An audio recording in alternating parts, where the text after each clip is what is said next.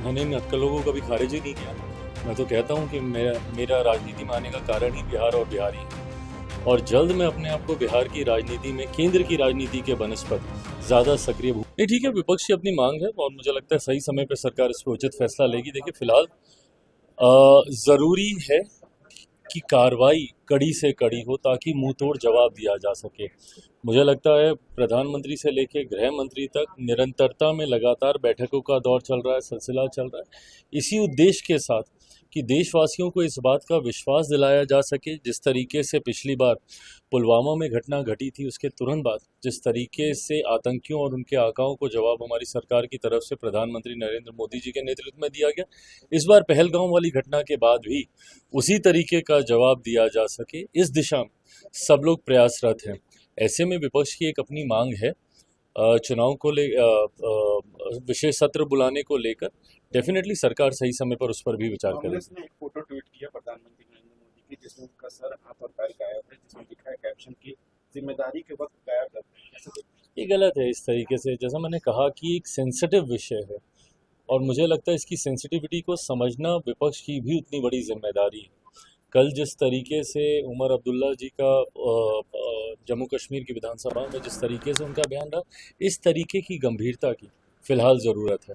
पर ऐसे में कांग्रेस जैसी पार्टियां अगर इस पे भी अगर राजनीति ही करेंगी तो ये उचित नहीं। मल्लिकार्जुन खड़गे ने कहा है कल जयपुर में कि जब ऑल पार्टी मीटिंग बुलाई गई इसको लेकर के, तब प्रधानमंत्री नरेंद्र मोदी बिहार में प्रचार कर रहे थे, बयानबाजी कर रहे थे, जिससे हम लोग काफी आहत हुए हैं। एकजुटता दिखानी चाहिए थी ऑल पार्टी मीटिंग में, तब वो नहीं है। देखिए, कोई प्रचार नहीं कर रहा था। ये उन लाभार्थियों से जुड़ी हुई गरीब कल्याण की योजनाओं का लाभ दिलाने की सोच के साथ आयोजित किया गया वो कार्यक्रम था, जिसमें अलग अलग केंद्र की योजनाओं का लाभ गरीब वर्ग के लोगों को मिल सके।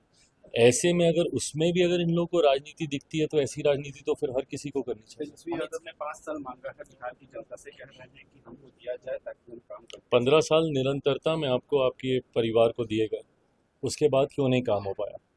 जब आप नाखून कटाकर शहीद होने का प्रयास करते हैं, ये गलत है। जिस तरीके से आज आप मुद्दे उठा रहे हैं, ताड़ी को लेकर कल यकायक इनकी चिंताएं जागी। किसकी सरकार के समय में ये फैसला लिया गया था? जब शराबबंदी हुई थी उस वक्त हम लोग तो विपक्ष में थे। मुख्यमंत्री नीतीश कुमार जी महागठबंधन की सरकार का नेतृत्व उस वक्त कर रहे थे।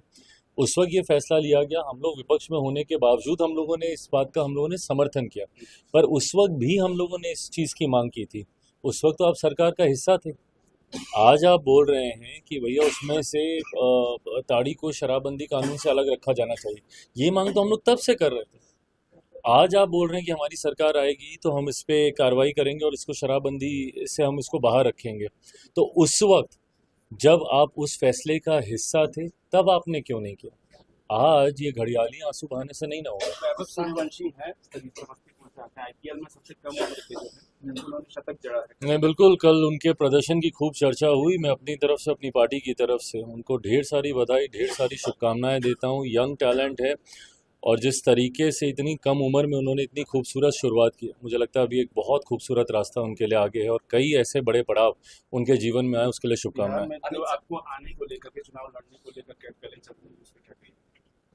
मैंने इन अटकलों को कभी खारिज ही नहीं किया।